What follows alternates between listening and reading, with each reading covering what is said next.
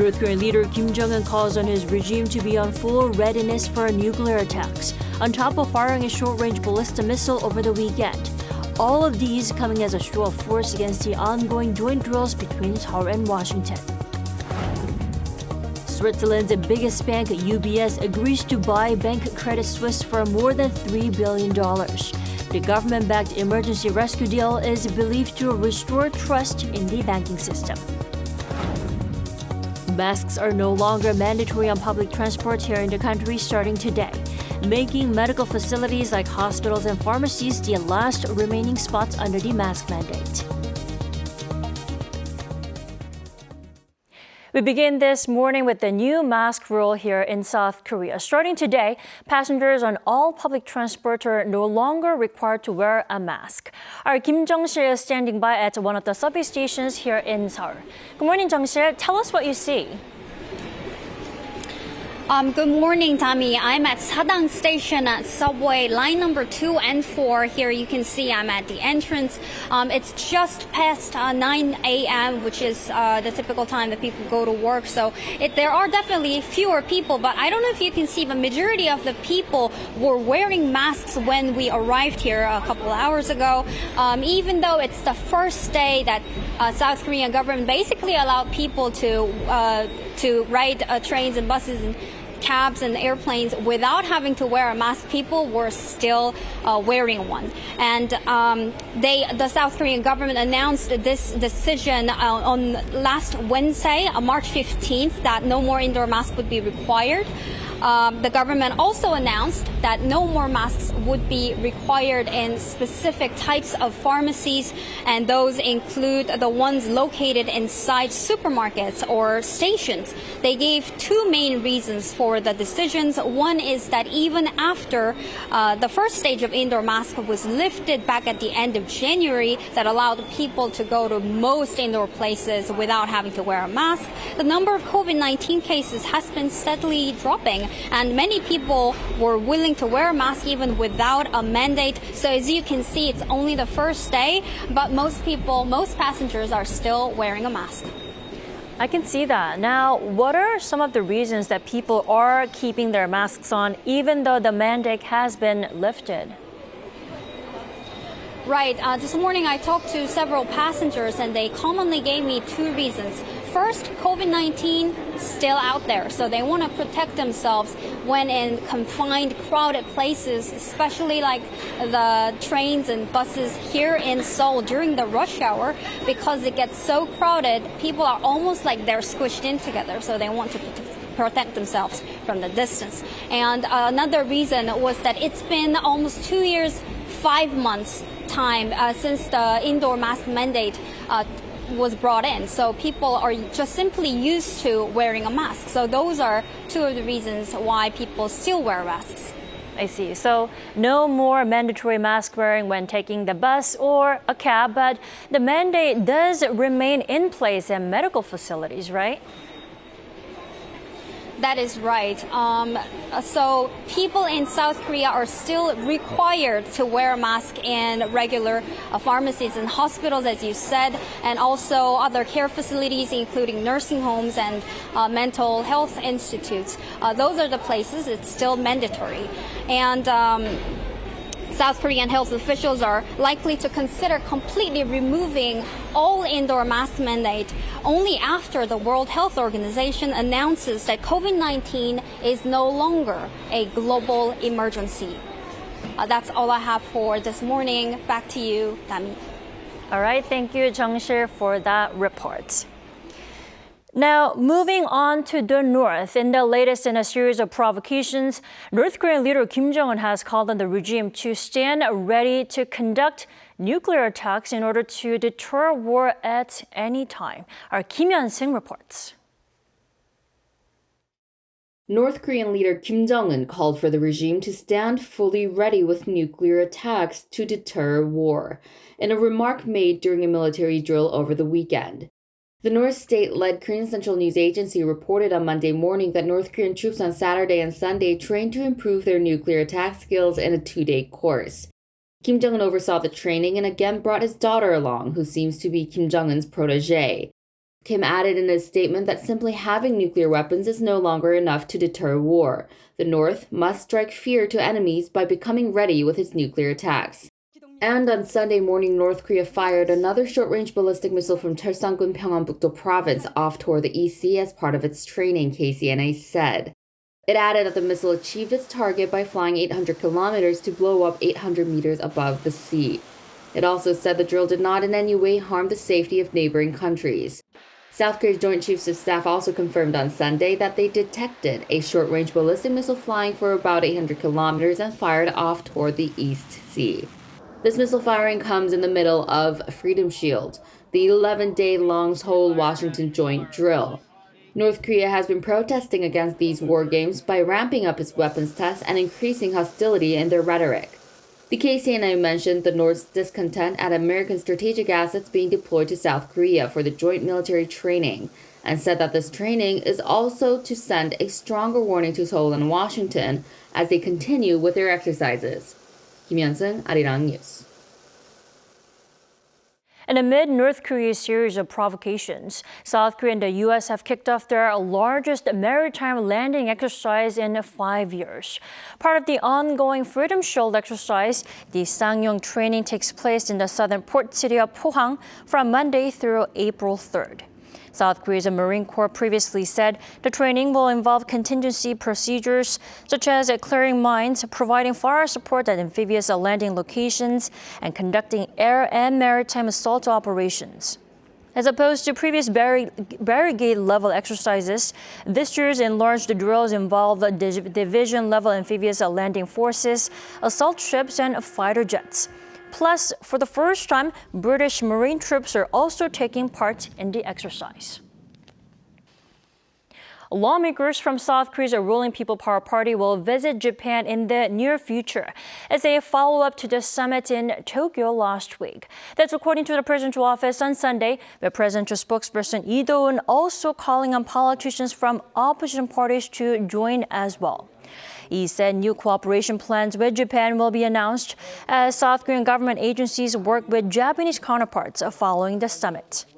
Expansion of cooperation between Korean and Japanese firms is also expected in a wide range of industries, including semiconductor production.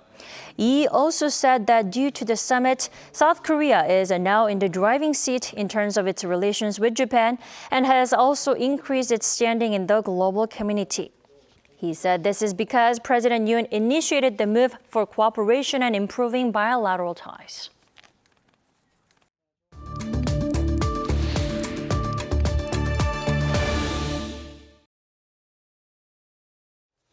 South Korea and Japan have agreed to embark on a new chapter to end long-standing bitter bilateral ties, with the two leaders putting their heads together in Tokyo last week.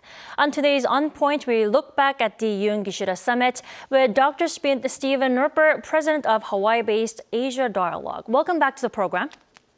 Thank you. Great to be back. Good morning. The Yoon-Kishida summit followed Seoul's compensation plan for Korean victims of Japan's wartime forced labor, which would be paid for using donations from domestic companies. Now, that looks like a good deal for Japan. So then what has South Korea earned through the summit? Well, what South Korea has done is earn a lot in terms of initiating the process.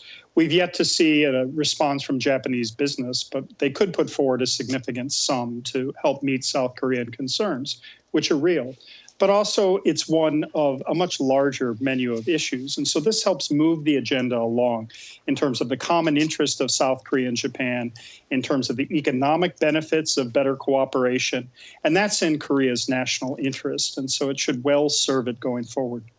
Right. The compensation issue may seem to be resolved at the moment, but there are still a lot of issues on the table that need to be taken care of, namely the release of the contaminated Fukushima water and also Tokyo's persistent claims over South Korea's Dokdo Islands. Now, how are these issues going to be taken care of? What do you think? Well, it's a great question because issues like Fukushima raise a lot of concern, and clearly those are well stated by Korea. But there's a bigger issue at foot, which is that we need to prevent future Fukushimas. So to avoid that in terms of breaches on nuclear safety. So that should be a concern when we're talking about North Korea and its nuclear development, as well as the civilian nuclear sectors across Northeast Asia. So one thing is that will be debated, and you can use the imprimatur of the United Nations. You could use regional fora to discuss the environmental significance of that. In terms of Dokdo, South Korea very early on won the case of international public opinion. Japan's tacitly admitted that, despite the stated dispute. And the fact of the matter is Japan is more concerned about the Senkakus, about the East China Sea and security there than they are about Dokdo. And Dokdo may in some ways provide them a model. But economic cooperation, environmental cooperation around Dokdo may be a way forward. And on this week, when we mark the 10th anniversary of the Tohoku area emergency, the earthquake, the tsunami, and the Fukushima disaster, remember that it was South Korean disaster assistance that was the first foreign aid made available to Japan. That's an important lesson, an important contribution to fall back on when we talk about Korea-Japan relations.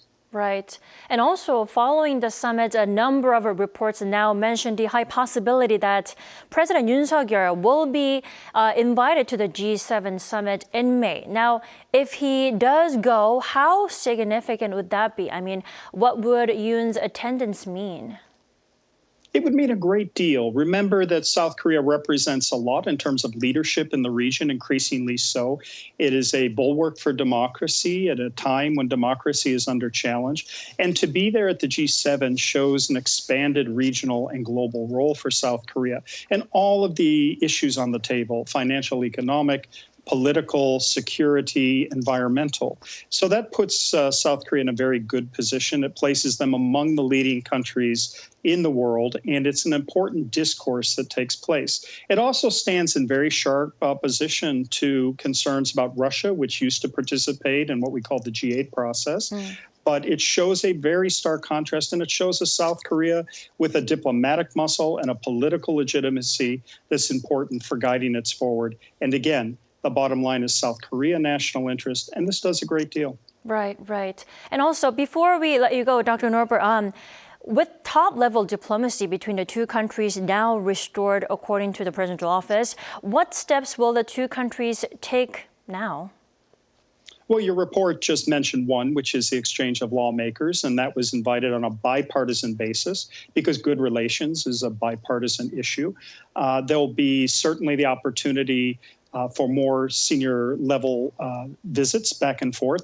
We need to see a lifting of those export controls. Semiconductors has been mentioned, but clearly the diversification of the supply chain and the guarantee of semiconductor production, that again is in South Korea's interest. And of course, Japan was the #1 employer of South Korean graduates outside the country before the latest difficulties. So we need to get back to economic exchange, university exchange, people-to-people exchange. The amount of interest in South Korean culture is tremendous in Japan, and the cultural sharing between the two has real promise. That makes a natural economic territory also one where cultures are united, where democratic values are united, and where concerns about national security of both nations toward China, toward the DPRK, especially with missile and nuclear development, stands at the ready and provides a safer peninsula and a safer Japan and a safer South Korea.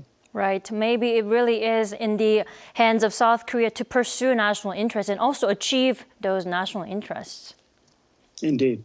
All right. Dr. Norbert, thank you so much for your insight. Thank you. Aloha.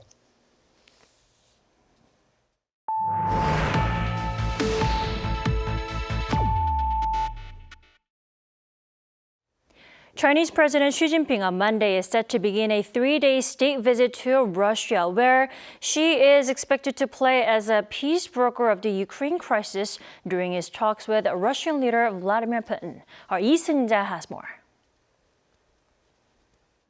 A visit for peace. That's what Beijing is calling the 3-day visit by Chinese President Xi Jinping to Russia to speak with his Russian counterpart, Vladimir Putin. The visit marks his first trip to Russia in 4 years and comes just over a year after Russia began its invasion of Ukraine. Beijing signaled earlier that Xi is trying to broker a peace deal between Russia and Ukraine, and this visit may be the start of that. According to Putin's top foreign policy advisor Yuri Yushakov, the two leaders will hold an informal one-on-one meeting, followed by dinner on Monday, and hold negotiation talks on Tuesday. While the two sides will also discuss other matters, including economic cooperation, talks will likely mainly center on the possible peace deal. Xi is also expected to speak to Ukrainian President Vladimir Zelensky over the phone following his visit to Russia. Meanwhile, the International Criminal Court issued an arrest warrant for the Russian president on Friday for alleged war crimes, with the court accusing Russia of the unlawful forced deportation of Ukrainian children. The Kremlin responded strongly to the arrest warrant, with Russian Foreign Minister Sergei Lavrov stressing that ICC decisions have no meaning to Russia, including from a legal point of view. While the arrest warrant won't likely put Putin behind bars at The Hague anytime soon, it will mean the ICC's 123 member states are obligated to detain and transfer Putin if he sets foot in their country or territory. Despite being a wanted man in the eyes of the ICC, Putin made a surprise visit to occupied Mariupol on Saturday. Mariupol had long been a symbol of Ukrainian resistance before control of the city was lost last May. Putin's trip to the city also comes on the back of the 9-year anniversary of Russia's annexation of Crimea. Lee Seung-jae, Arirang News. Switzerland's biggest bank, UBS, has agreed to buy bank Credit Suisse for more than $3 billion. Now, the government-backed emergency rescue deal is believed to restore trust in the banking system. Our Choi Min-jung reports. Credit Suisse has been rescued by rival bank UBS in a government-supported deal. Swiss banking giant UBS on Sunday agreed to buy Credit Suisse for 3 billion Swiss francs, which is around $3.25 billion US dollars. Bringing UBS and Credit Suisse together will build on the best skills available in the Swiss financial centre and enhance the combined organisation's ability to serve our clients and deepen our best-in-class capabilities. We are happy to have a solution that I am convinced brings sustainable stability and security for our clients, employees, the financial markets and Switzerland. The Swiss National Bank pledged a loan of up to 100 billion Swiss francs, or $108 billion, to support the takeover. The country's finance minister also announced that the government will grant UBS a guarantee worth 9 billion Swiss francs in order to reduce any risks for the bank. You have to imagine this is like insurance, which only takes effect should there be any losses. First, UBS would cover those losses, and then in a second phase, the government. The takeover comes in a bid to halt the banking crisis that has been sparked by the collapse of US-based Silicon Valley Bank and Signature Bank earlier this month. Credit Suisse has had issues with investor confidence for some years on the back of a number of scandals and financial missteps, and saw its share price drop to a low last week not seen since the onset of COVID-19. The takeover of Credit Suisse by UBS is the best solution for restoring the confidence that has been lacking in financial markets recently. The deal was welcomed by U.S. Treasury Secretary Janet Yellen and Federal Reserve Chair Jerome Powell. The Bank of England also said it welcomes the measures taken by Swiss authorities to support financial stability. Under the deal, Credit Suisse shareholders will receive 1 UBS share for every 22.48 Credit Suisse shares they hold. Choi Min-jung, Arirang News. Emergency ultrafine dust reduction measures have been put in Seoul and the surrounding metropolitan region on Monday, the first kind of the year. Now, this means that businesses that emit large amounts of fine dust, including construction sites, must reduce working hours while also implementing other measures like the use of water sprinklers to reduce dust. Vehicles with a grade 5 emissions, considered the worst polluters, are also not allowed to operate in the region. Under a special law enacted in 2019, local governments are obliged to take emergency steps if ultrafine dust particles exceed 50 micrograms per cubic meter. The response level is currently at attention, the lowest of the 4-level system, and the emergency measures will be in place from 6 a.m. to 9 p.m.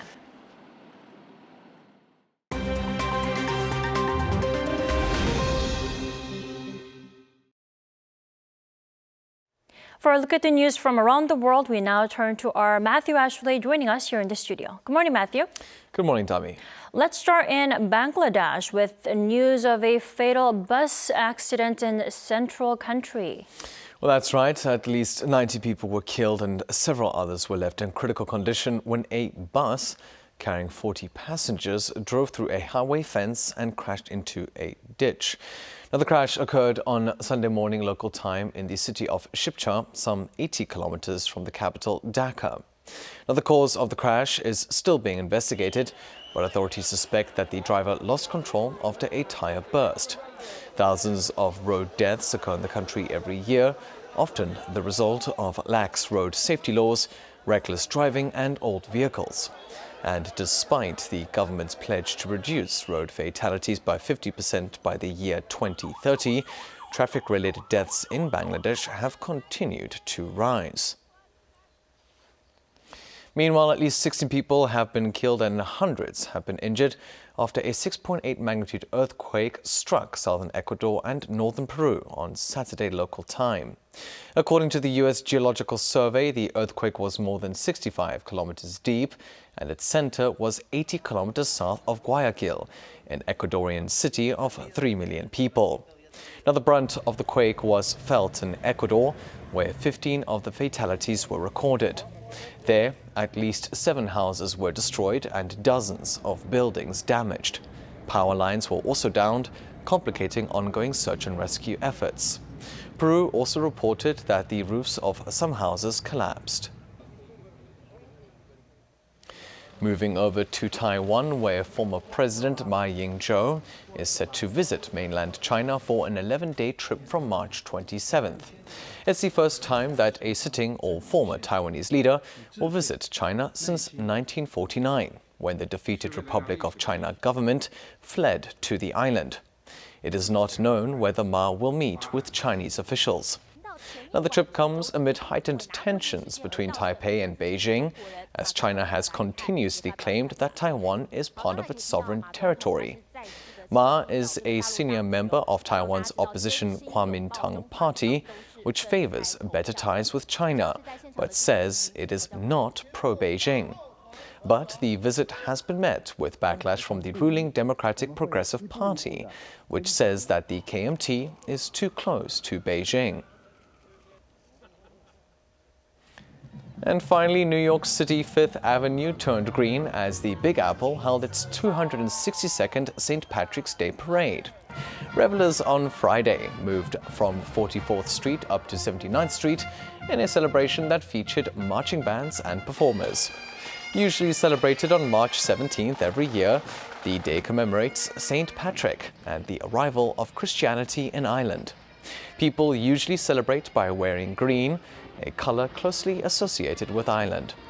New York City's parade is one of the oldest and largest in the world, after starting back in the year 1762.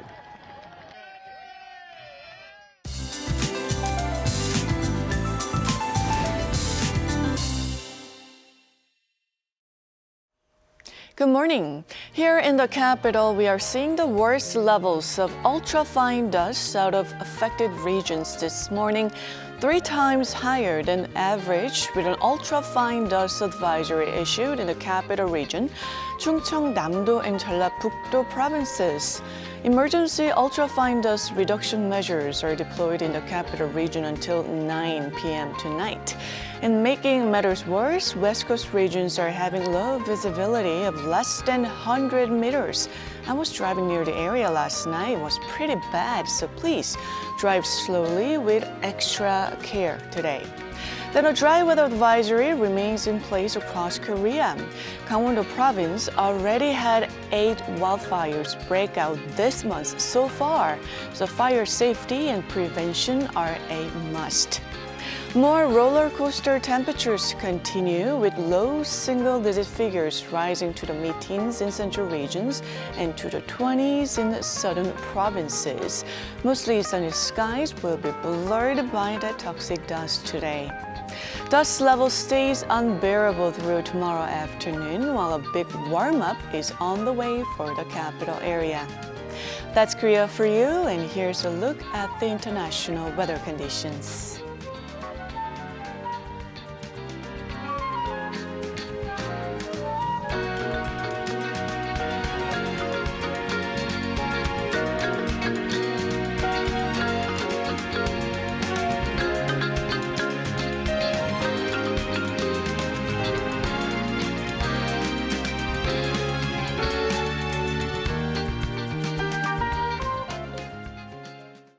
That wraps up today's New Day at Arirang. Do stay with us for more updates throughout the day. Thanks for watching.